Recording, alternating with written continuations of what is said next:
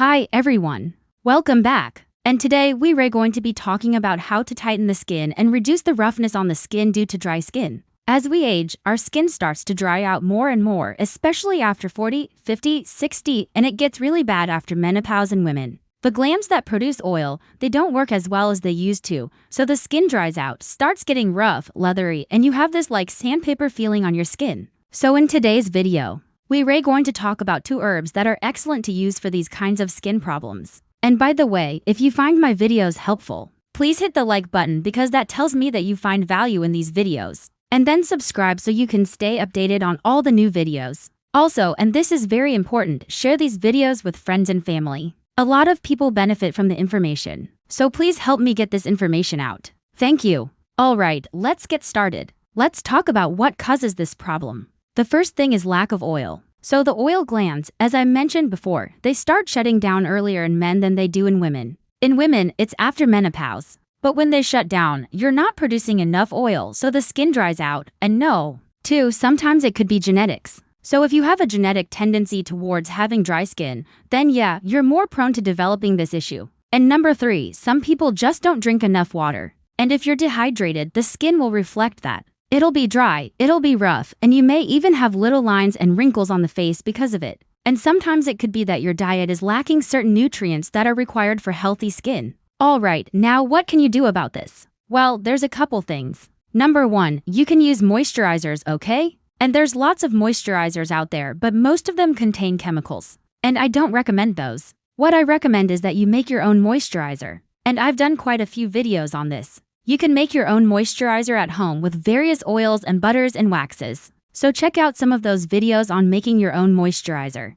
Or you can buy organic moisturizers that are made with healthy oils like coconut oil, tallow, etc. But the key is to moisturize and to keep the skin lubricated. That's very important. The second thing is to increase your water intake. Now, drinking water during the day, you want to have at least 8 glasses of water. And I realize some people say you need 10, you need 12. I'm talking about minimum 8 glasses, okay? Of water during the day. Now, you may need more depending on your activity level. But definitely increase your water intake and make sure you're well hydrated. That's gonna help your skin and also improve digestion, circulation, everything else. And then number 3 is to add certain foods into your diet that are rich in essential fatty acids.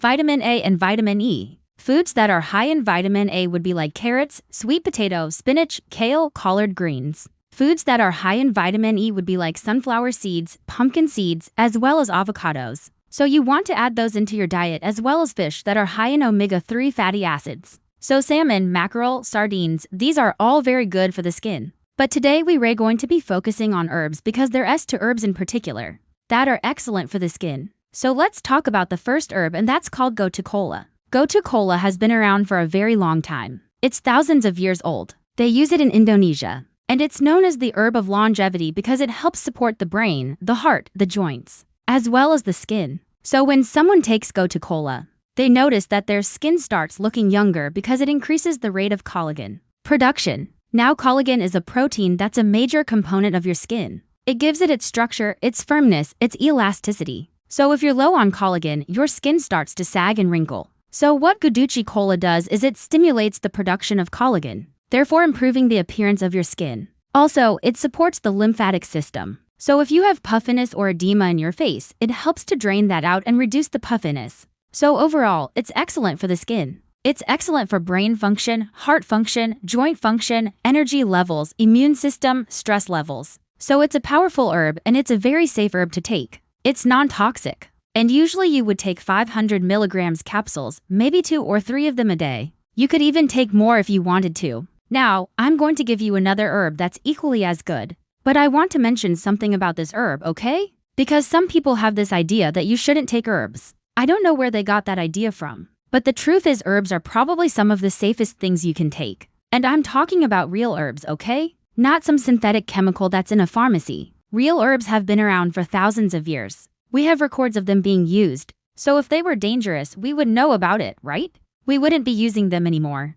But the truth is they're very, very safe. And when you compare them to pharmaceuticals, they have very minimal side effects, if any. And in comparison to pharmaceuticals, they don't cost an arm and a leg, okay? So don't be afraid of herbs. I think herbs are great to use. I use herbs all the time, and I recommend them all the time because they're very safe. Okay, so the next herb I want to talk about is called Centella asiatica. This is another herb that's been around for a very long time, thousands of years. It's used in Ayurvedic medicine as well as Chinese medicine. It's known as the longevity herb. Again, because it supports so many different things. It supports cognitive function, it supports the immune system, the lymphatic system, the circulatory system, and it's excellent for the skin. Centella asiatica has been shown to improve the moisture content of the skin, the elasticity of the skin, as well as the density of the collagen in the skin. So it works in a similar way that goji kola works. But these two together make a really great combination. So if you're looking for a product that contains both of these herbs, definitely look for them in a product.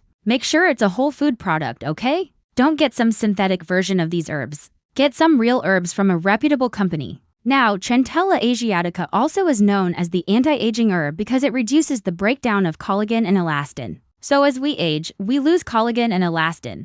These proteins start breaking down and the skin starts sagging. It loses its elasticity, it loses its density, it wrinkles. Well, Centella asiatica slows that process down. It actually improves the amount of collagen and elastin in your body so it can counteract the aging process. So definitely a very good herb for that reason. Now there's other herbs that are good for the skin too. There's one called aloe vera that's excellent for soothing the skin. Another one is horse chestnut, which has a lot of antioxidants. So there's lots of different herbs that have different effects on the skin. These are just two that are really good to take internally to improve the health of your skin. Alright, there you have it, two herbs that are excellent for improving the health of your skin. Now if you're interested in taking these herbs, I put a link down below in the description area. Check it out. Good stuff. Like I said, there's lots of other herbs that are good for the skin. But these two in particular have been shown to have a nice effect on the skin, especially for tightening the skin and reducing the roughness on the skin. Alright, thanks for watching. I will see you in the next video. Hey, before you go, if you're benefiting from any of my content, I would love to hear about your success story. Please share it in the link down below.